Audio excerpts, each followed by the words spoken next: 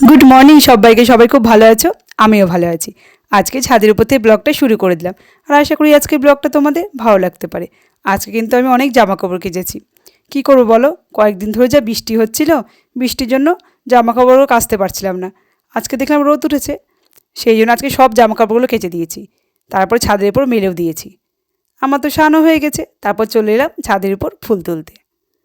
আজকে তো আমার কাছে অনেক ফুল ফুটেছে, কয়েকদিন ধরে তো বৃষ্টি হয়েছে, আর বৃষ্টির জল পেয়ে আমার কাছে অনেক ফুল ফুটেছে। আর তাড়াতাড়ি করে দেখো ফুলগুলো তুলে দিচ্ছি।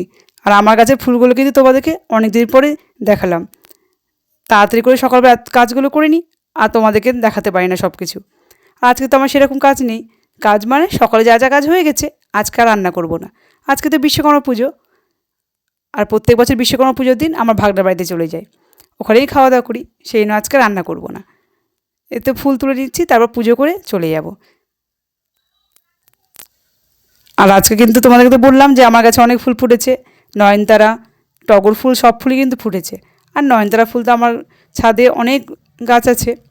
আর এই দেখো, আমার কাছে একটা লেবু ধরে আছে, লেবুটা কিন্তু বেশ বড় হয়ে গেছে। একটা একটা করে এই গাছে কিন্তু ভালোই লেবু ধরেছিল, তোমাদেরকে তো এর আগেও দেখিয়েছিলাম। আর এতে ফুল তোলা হয়ে গেল, তারপর পুজো করে ভাগনার বাড়িতে চলে যাব। গাছ থেকে তো ফুল তুলে নিয়ে এলাম, তোমরা তো দেখলে। আর ফুল তুলে নিয়ে এসে কিন্তু আবার পুজোটাও করা হয়ে গেল। আর তাড়াতাড়ি করে পুজোটা করে নিলাম, তোমাদেরকে তো বললাম যে ভাগনার বাড়িতে যাব, সেই জন্য তাড়াতাড়ি করে পুজোটা করে নিয়ে নিলাম। পুজোটা হয়ে গেছে, আমার ঠাকুরগুলোকে একটু তোমাদেরকে দেখিয়ে দিলাম।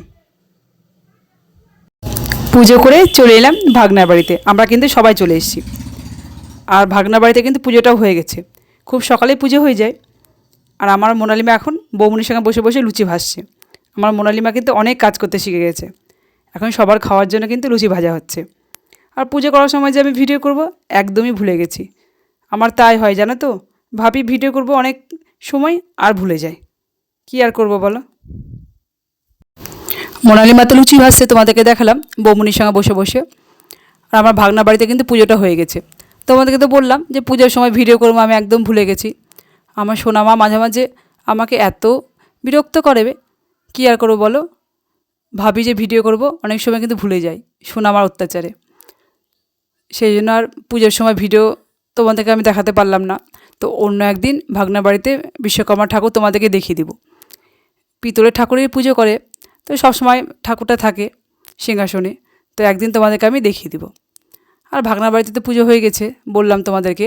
আর এখন আমাদের গ্যারেজে গাড়ির পুজো হচ্ছে, সোনামার পাপার গাড়ির এখন পুজো হবে। আর মোনালিমাই সাইকেলটাতে পুজো হয়ে গেল, তোমাদেরকে দেখালাম। আর যা ঢাকের আওয়াজ হচ্ছে, আমি কিন্তু আওয়াজটা মিউট করে দিয়েছি।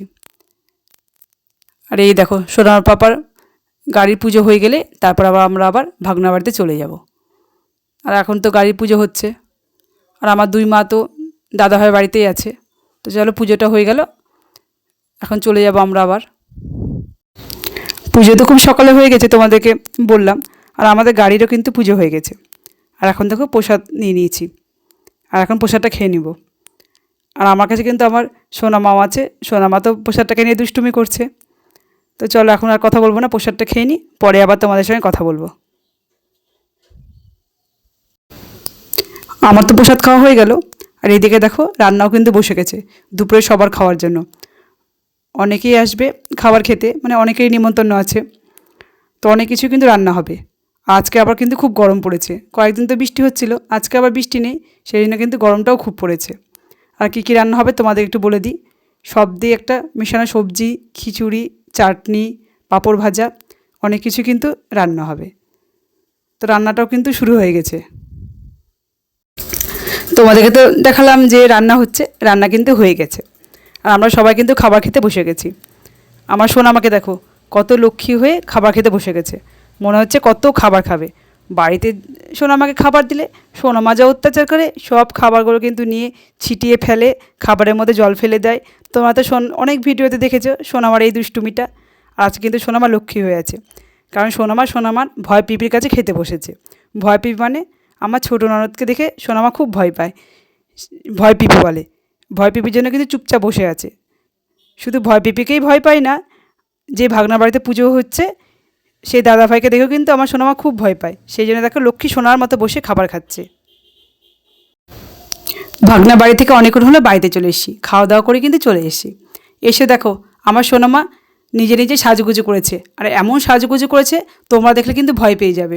দিদিভাইয়ের প্যান্ট পরেছে, বড় প্যান্ট, আর নিজের ছোটোবেলাকার জামা পরেছে, আর পায়ে আবার মোজা পরেছে। তারপরে দেখো সেলফি তুলছে। আমার সোনামা কিন্তু একদম পাক্কু হয়ে গেছে। আর শুধু নিজে সেলফি তুলছে না, পাপাকেও বলছে পাপা সেলফি তুলে দিবে। দেখো পাপাকে বলছে হাতটা এরকম করো, আমি তোমার সেলফি তুলে দিব। দেখেছো, সারাদিন কিন্তু আমার সোনামায় দুষ্টুমি এরকম করে চলতেই থাকে। তো বন্ধুরা, আজকের ভিডিওটা এই পর্যন্ত।